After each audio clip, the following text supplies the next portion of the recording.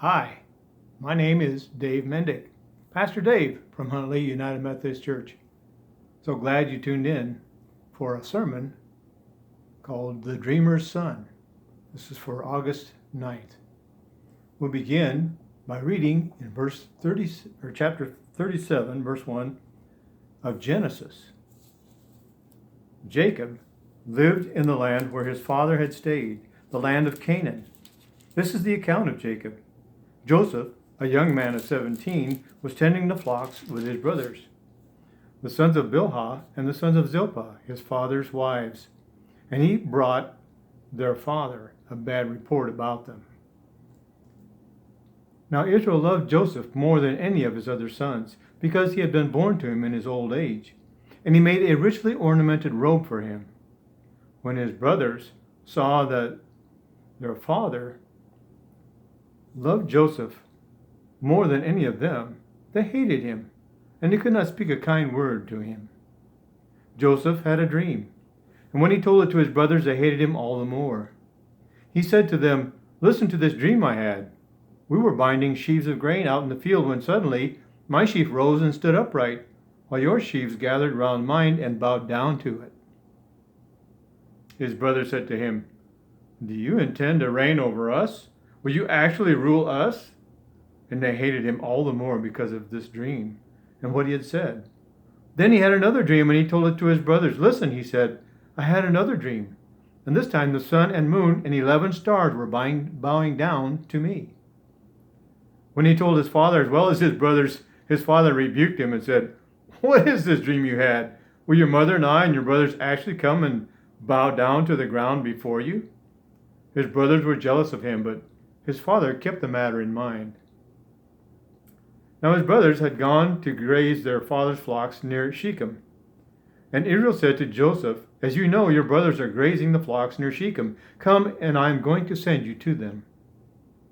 "Very well," he replied. So he said to him, "Go and see if all is well with your brothers and with the flocks, and bring word back to me." Then he sent him off from the valley of Hebron. When Joseph arrived at Shechem, a man found him wandering around in the fields and asked him, "What are you looking for?"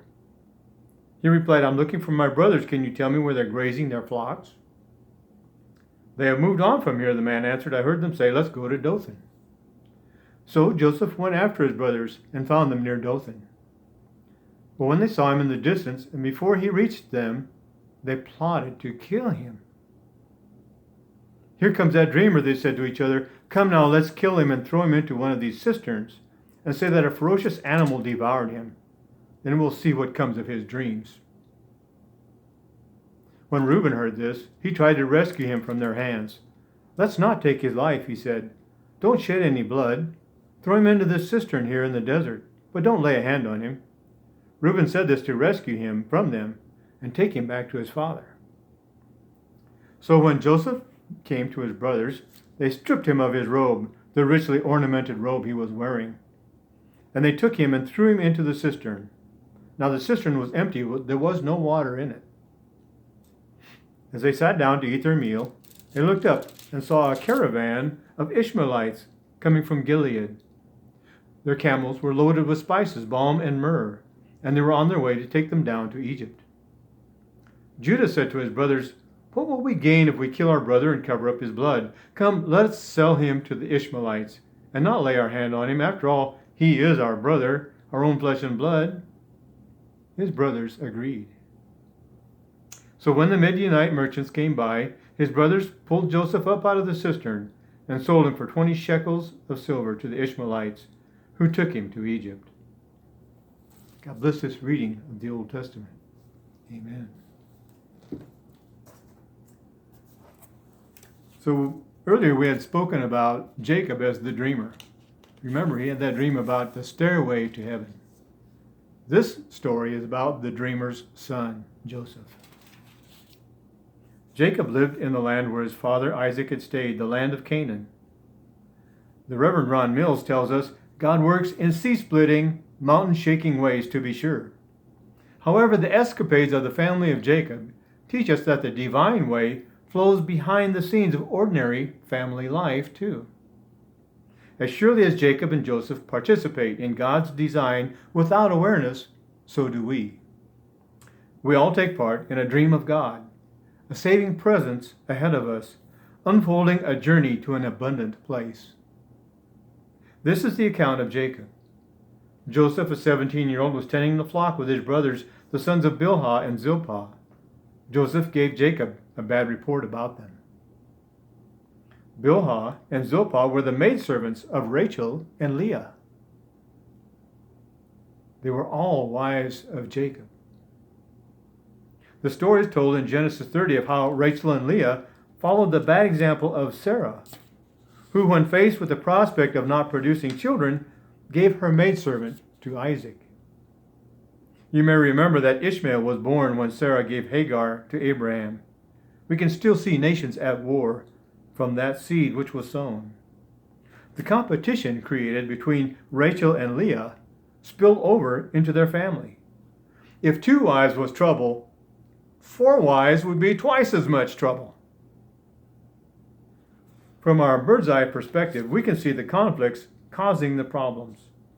This week's reading is a lesson in the name Israel.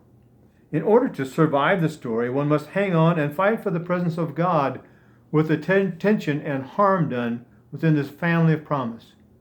It's not pretty, but it's very real, says Beth L. Tanner. Now Israel, and you might notice that the name Israel and Jacob are interchangeable here. Israel loved Joseph more than any of his other sons, because he had been born to him in his old age. He made a richly ornamented robe for him. Most robes at that time were knee-length, short-sleeved, and plain. Joseph's robe was ankle-length, long-sleeved, and colorful. It would be considered a royal robe. Jacob had a favorite wife, and from her, a favorite son.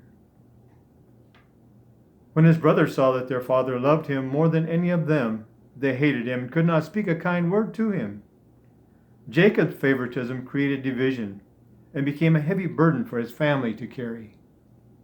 Isaac had favored Esau over Jacob, which sent those 2 brothers in opposite directions. If we don't learn from history, I guess we're bound to repeat it. Joseph had a dream, and when he told it to his brothers, they hated him all the more. Surely Jacob, who had dreamed of a stairway to heaven, should have wondered if these dreams came from God. Instead, he rebuked Joseph for thinking he would someday rule over his brothers or even his own parents. There are different types of dreams. They may be prophetic, or a warning, or a dream of direction, or a sign of God's presence, like the one Jacob had of the stairway to heaven. Joseph's dream was one of destiny that perhaps he should have kept to himself. Knowledge and talents, after all, come from God. So it's best not to boast, but to boast on God. His brothers had gone to graze the flocks at Shechem. This was 34 miles north of home base there at Hebron. Genesis 34 tells the story of Dinah, the only daughter in Jacob's family. When a young Shechemite wanted to marry her, the brothers took offense. Simeon and Levi killed every man, and the others plundered the city. No doubt they felt they owned the area of Shechem. Israel said to Joseph, "Your brothers are grazing the flocks near Shechem. Come, and I'm going to send you to them." "Very well," he said. Knowing that his sons could be violent, Jacob sends Joseph to them, apparently unaware of his brother's true feelings toward Joseph. Maybe they employed Nebraska nice. That's where you act politely, but do not share what you really think. Israel said, "Go see if all is well with your brothers and the flocks, and report back to me." So he left Hebron Valley.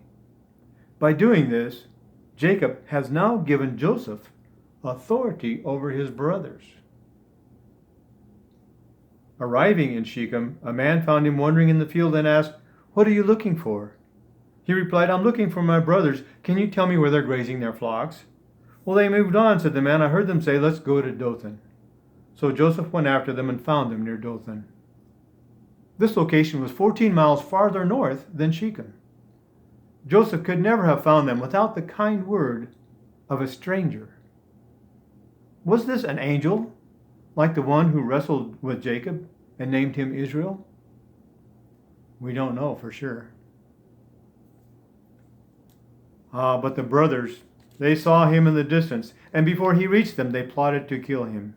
Here comes that dreamer, they said to each other. Come now, let's kill him and throw him into one of these cisterns and say a ferocious animal devoured him. Then we'll see what becomes of his dreams.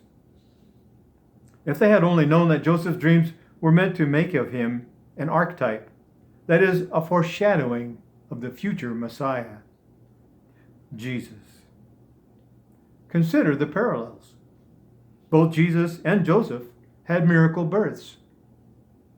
You see, Rachel was barren for many years before she bore Joseph.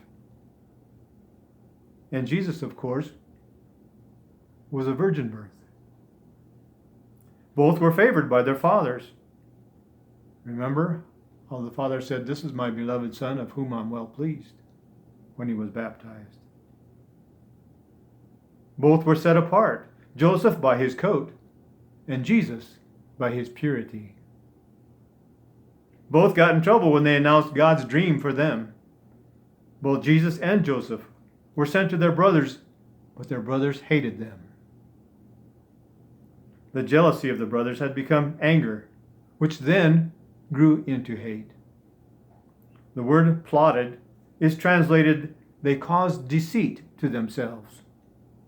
They fully expected that he would give another evil report about them and be rewarded at their expense. It's not fair, they thought. We are 48 miles from home. When Reuben heard this, he tried to rescue him from their hands. Let's not take his life, he said. Reuben was Leah's eldest, and Joseph was Rachel's eldest. They were not only half-brothers by Jacob, but also cousins, because Rachel and Leah were sisters. As the eldest, Reuben would have to answer for the safety of his brothers. Reuben then proposed the lesser of two evils. Don't shed any blood. Throw him into this cistern here in the desert, but don't lay a hand on him. Reuben said this to rescue him from them and take him back home to Israel. Reuben was the eldest and heir to Jacob's birthright, but also immoral. It seems he was guilty of an affair with Bilhah, one of Jacob's wives. Simeon and Levi were next in line, but both had endangered the entire family with their violent vengeance in Shechem. So Judah was next in line of inheritance. Reuben may have hoped this rescue mission would put him back on top of the list. So when Joseph came to his brothers, they stripped him of his robe, the richly ornamented robe he was wearing. They took him and threw him into the cistern. The cistern was empty. There was no water in it. Jesus also spent time in a pit. Remember, it was on the night of his trial. The soldiers then gambled for his robe. A person is more than the clothes they wear. When one is in the pit, however, there was nowhere to look but up. Dan Wunderlich saw a bumper sticker that read, "God won't give you more than you can handle."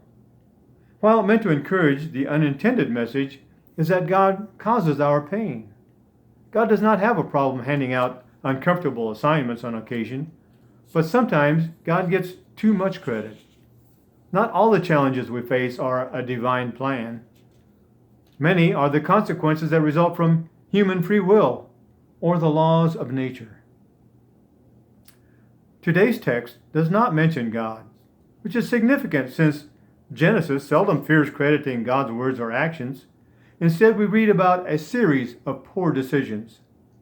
Israel sends Joseph out alone to check up on brothers who hate him. Then the brothers plan murder out of jealousy. Nervous Reuben convinces them to throw Joseph in a pit instead, intending to come back and rescue him later, yet for some mysterious reason, he leaves Joseph alone. God may not have caused these actions. but Scripture tells us that God was with Joseph through it all. It is God's presence that helps us face whatever challenges come our way. While poor Joseph was hungry and thirsty in the pit, his brothers sat down to a meal. They looked up to see a caravan of Ishmaelites coming from Gilead. The camels were loaded with spices, balm, and myrrh, being taken down to Egypt. Well, the Ishmaelites are also called Midianites in this text. The sons of Ishmael were from Abraham and Hagar, while the sons of Midian were from Abraham and Keturah. As small bands of these groups may have been mixed in the same caravan, Reuben missed this meeting, so Judah took charge. Judah said to his brothers, "What will we gain if we kill our brother and cover up his blood?" Judah is Joseph's main rival in Jacob's family, but he thinks like Jacob, doesn't he? "Come, let us sell him to the Ishmaelites and not lay our hands on him. After all, he is our brother, our own flesh and blood." His brothers agreed. They had to know that his chance for survival as a slave was not going to be very good. This was really a one-way ticket. Death by slavery in a foreign land, or death by thirst and hunger in a cistern. How can this be the lesser of two evils? They're both evil. The roots of division are planted here. Someday, Joseph's son Ephraim will battle the tribe of Judah and split the nation Israel in two, as found in 1 Kings chapter 12. There would be a northern and a southern kingdom. So when the Midianites merchants came by, his brothers pulled Joseph up out of the cistern and sold him for 20 shekels of silver to the Ishmaelites, who took him to Egypt. Like Jesus was betrayed by Judas, Joseph was sold for the going rate of a slave. Ron Mills explains, whenever we enter God's drama, we become, in some ways, the disturbers of the peace of the human family. Society and culture desire to order human life a certain way. The emerging dream of God threatens that way. Though we may be unaware of the impact of our faith on the world around us, the very name Christian drapes our lives like an eye-catching tunic, like a coat of many colors. The world sees but does not understand the garments of salvation. Joseph is not the only threatened God-bearer. You and I are too, because the divine dream threatens the status quo of any age. Despite all threats, God weaves and protects the holy purpose, guiding us toward the promise. Traveling ahead of us, God's strength awaits us before we need it. Holy comfort awaits us at the precise location of our collapse. God measures provision against our lack. Our brother Joseph calls us to understand our lives as part of a vast dream, the dream of God that has the power to keep us, even in a hostile environment. The story of Joseph is part of the transformation of 12 clans of brothers into a single people, Israel.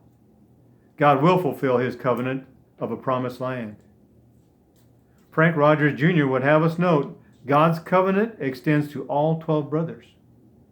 All are included. No one is excluded. Yet human frailty threatens to sabotage God's dream.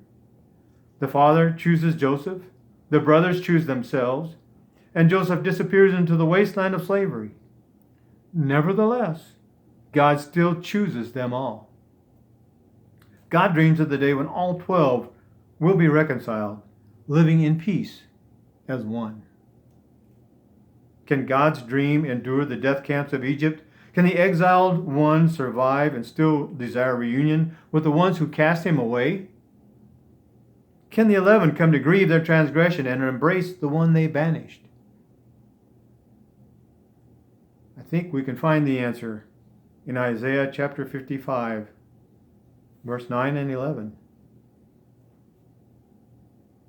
God speaks, "As the heavens are higher than the earth, So are my ways higher than your ways, and my thoughts than your thoughts.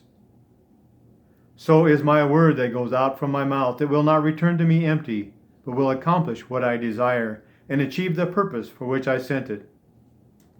And so we say, Thy will be done. Amen. Thank you so much for listening to this story of the dreamer's son. We're going to follow up on Joseph and his brothers in the rest of the story next week. Stay tuned. Goodbye.